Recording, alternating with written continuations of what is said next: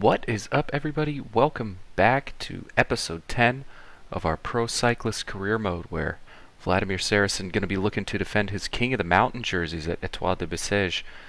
Stage 4 going to be the last one with mountain points, so it's going to be pretty crucial. And we are going to be racing some hilly stages today that we should be able to have chances to get our first win with our new team. And up first, of course, we have the all-important Stage 4 at the Étoile de Bessèges, a 143 kilometer hilly stage that ends on Montbouquet. And we're going to try and get into the early break, get some of these early points. If Goossens doesn't come along, then we know we have the blue jersey wrapped up for this tour. And fortunately, we were able to get into the breakaway after a really tough time. You can see how far we are into the stage. Nans Peters just wouldn't stop trying to join the breakaway, and he's only 12 seconds behind. So we finally got a group without him, and we'll see if we can fight it out for these KOM points without Kobe Goossens in the group. So we're going to have to mark Tony Galopin. And we have reached about 3 kilometers from the top of this first climb. We're going to set our effort. We're not on a good day, so getting at least a point out of this would be ideal, as we're going to make our attack a little bit stronger. Pull it back down. Set our effort to 85, so we have just a little bit left to kick up at the top. And we do come in first, which will put a little space between us and Kobe Goossens. Tony Galopin down there with 19 also means he did not get any points off of that first Category 3 climb. And we're at about 4K to go on this Category 2 climb, the Côte de Coqueluce. 7.1 kilometers at 2.8%. Our stamina in a bad place, and it looks like Galopin's really starting to push the pace. We're going to try and get as many points as we can out of this, but I don't know. It doesn't look like it's for us. It's a little more flat than we would like, but as we come around with 1K left, we're going to go ahead and attack and just move that energy bar up all the way. And we come across the line in first place, 39 points. Unless Kobe Goossens wins the stage, that's going to be the blue jersey wrapped up for Vladimir Saracen. And it looks like we're going to limp across the line way back here. Just no stamina, but Leo Hayter taking the win means we do secure our blue jersey here at the Étoile de Bessèges. And we are here on the podium, 9 points ahead of Kobe Goossens, 20 ahead of Tony Galopin. And we can take solace in the fact that we didn't get our objective of a stage win, but we did leave with at least one jersey. And of course I forgot that there is a stage 5, an 11 kilometer hilly time trial. This is definitely not going to be one for us. We are feeling a little tired, but there are no mountains points to be won today, so I will see you towards the end of the time trial. And our time trial has started. We're going to get out to a nice fast little pace as this looks to be slightly downhill. We're not hopeful of a good, as we just turn in the middle of the road. Okay, apparently that's a thing we're doing on this time trial. And we're going to bump it up to 2 times speed because it really doesn't matter what we do. We are not going to have a high finishing place for this. It does seem to be a prologue, so we can burn a little bit of our stamina and wait for that yellow bar when we get up towards this hill, which does look like it could be a little bigger than I anticipated. As we come across the first time check in 9th place, considering about 20 people started in front of us. It's not going to be what we wanted, but we can push it up to 99 and come across the line in 10th place. And it's about what we expected on the day. And your winner of the stage was Stefan Kung, no big surprise. Van der Poel and Joshua Tarling, one of our young riders from the Team Sky career mode, popping up in 3rd place. Proud of him on that one. As the winner in GC, Mathieu Van der Poel and Stefan Kung tied for the lead, but Van der Poel takes it. Don't know how that's decided. I'm not going to ask. But Leo Hayter, another young prospect from our Team Sky Career Mode series, coming in 3rd place. As best climber goes to Vladimir Saracen, which was hard fought, especially when we were having those bad days in the hills. And this is technically our first victory at Saint-Michel-Aubert. So the first of many, we hope. And in points, Rasmus Tiller, followed by Mathieu van der Poel.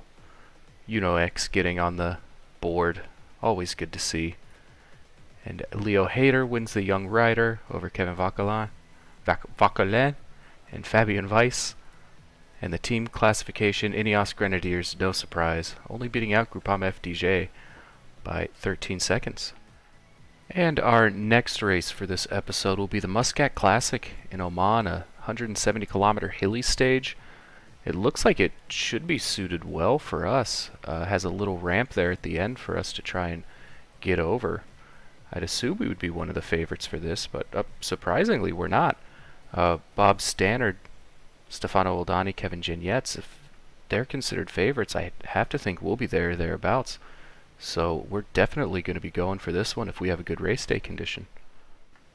And we do have a -1 race day condition, but as we can see, it's not that bad news. I think we're still going to be going for this one. Just stay with the group, see if we can get over the top of that last hill before everybody else. And we are here with about 9K left. The breakaway still has 1:30. We're getting close to that last climb. We have a tiny little bit here as we can try and move up through the group. Leo Bisio in the breakaway, so we're really not trying to chase him down. He should have a decent chance to win from there, but Theo Delacroix making sure we get up here nice and smooth. As we get to the base of this climb, we're going to ramp up our pressure to 92 and see if we can pull them back. Bisio leading the other group, but 1:20. I don't know if it's going to be possible. Still 4K left as we're going to lessen our energy usage a little bit.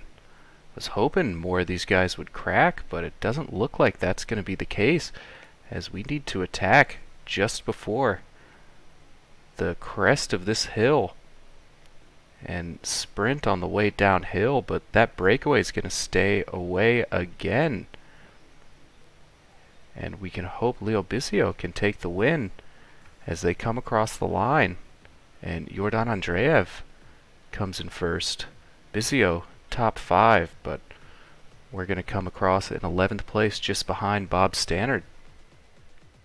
And that will lead us to our next stage race, the Tour des Alpes Maritime et du Var. Stage 1 is going to be 168 kilometers. It's going to be flat, but it's got some hills in there, so it might not be one for the pure sprinters.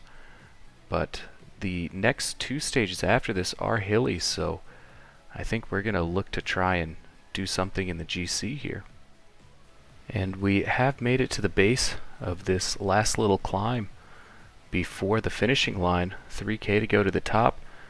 The leading group is just getting caught, and I'm thinking about trying to make a move once we get a little farther up. Pace right now, Axel Zingla, Alexis Renard, Dion Smith, trying to stop any attacks over the top. And to be quite honest, I think maybe they have dissuaded me a little bit. Let's give it a little dig here. Just see what happens. Ramp it up. See if we can get a little space over the top here. Just regain some stamina on the way down. Get a nice little water bottle for the finish. It looks like we have opened up a 10-second gap or so to a select group of 24. So we can just pace on 85 and make them work to catch us. But with 7K still left to go before the line, I will probably be caught up. And this will probably finish in a group sprint, but we're going to keep our nose out here until right about now. Regain full stamina. Set our effort back to 85. use our energy gel. We'll get on the wheel of somebody here. Oh, it doesn't look like we're in the right spot, but luckily we have our sneak option available. And coming up to about 2 kilometers to go, we're going to get on Hugo Page's wheel. Or no, we're not. We're going to start our sprint with about 1.2, 1.3 left to go, as everybody just getting blocked off from our team. And it looks like it's going to be Ballerini, Davide Ballerini, Anthony Turgi, Alexis Reynard, Arvid Decline, your top 4, as we come across the line in 18th. And we will be hoping for a different outcome today on stage 2, 153.8 kilometer hilly stage, which again doesn't look like it suits us perfectly. If we can create a little separation on this last climb at the Col d'Azé, and then try to stay away long enough to make it to that downhill finish, we might have a shot, but we are going to give it our all on this stage. And at the base of the Col d'Azé, the last climb, the breakaway 45 seconds should be caught here towards the end. Mari van Sevenant ramping up the pace early as Laurent Pichon falls back, and I keep getting blocked off little by little. As we move our effort up, we want to stay with the big guys and just try to come over the top with them, but the pace they're setting right now is going to be just a little bit too fast for our liking, as we're going to just hit the sneak so we don't get blocked off by our own teammate there. And with 3K to the top, Felix Gall looking to make a move coming around. Andres Leknessson up there as well. Federico Masnada, Andrea Vendrame, AG2R really pushing the pace here, but looks like we're holding on pretty well. Our stamina might be better than a lot of other people up here, and with about 1K we're going to look to make an attack as we're already moving to the front of this group. Pichon going to try and catch our wheel, but we're just going to use all of our acceleration as early as we can. Move it up to 99 to get over this hill first. And then in the end, no separation was created, and we might have ruined our chances at a stage win here, but we're going to stick to Warren Barguil's wheel. Georg Zimmermann also up here. And I think our move was probably timed just a little too early for it to be effective. But we are staying with these guys. If we can get over this little bump and get some downhill, we might still be in for a pretty decent finish here. We are a few seconds behind Nans Peters. And we do make it to that little downhill run-in towards the finish, but we are running out of energy quickly. And as we're trying desperately to get any kind of stamina back in our red bar, as this sprint launches, we can't afford to just yet. But right here with about 0.3 left, we'll start it.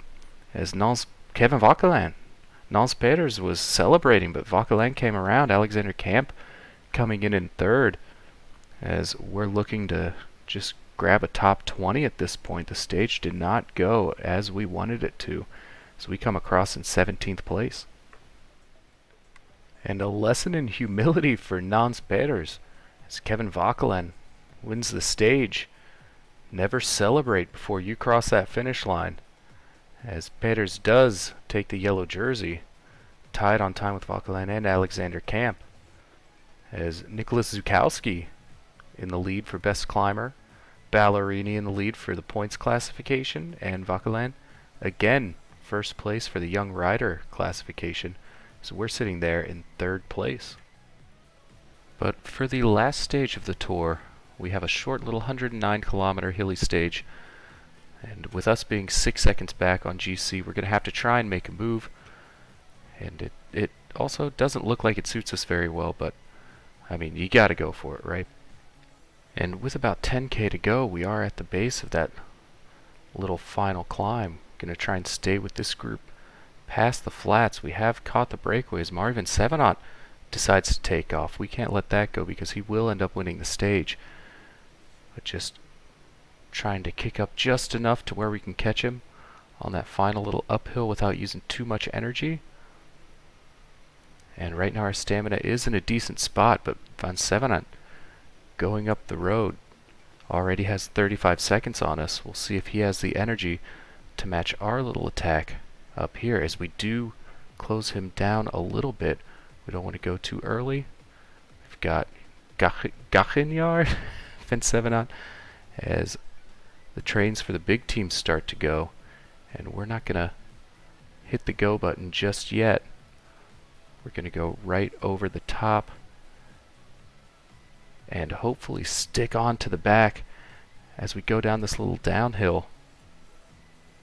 And yes, we will catch this first group, so we are in with a shot of the win. We're still 6 seconds behind the leader, and we have a 21-second gap to the group of 3 behind us. And we're here with 1.5 left to go. The sprint's starting. We're going to start our sprint a little later than everybody else, as the back group does catch us. And it's going to be Anthony Turgi, Kevin Genietz, and Jordan Yagat who finish on the podium. But we do come in 9th place, and I'm wondering if that's enough for us to take the GC win here. And it does turn out that that was just enough time for us to take the GC win here. Our first just tour win at the Tour des Alpes Maritimes et du Var, as we finished just ahead of Kevin Genietz and Jonas Wazard. A huge and unexpected win for us, but sorely needed for our team this season. And because of that, we do get 47 XP points for winning Young Rider and GC. A big win for us, and one that was sorely needed. But we will end this episode on that high note. Coming up next episode, we have the Fon Ardèche Classic, the Drôme Classic, and who knows what else. We might try and make it through the Région Pays de la Loire, however you pronounce that. We might just crank a really long episode next time. But if you enjoyed this, please feel free to leave a like and subscribe. It helps out a lot, and I again appreciate all the support on the videos. So until next time, thank you and goodbye.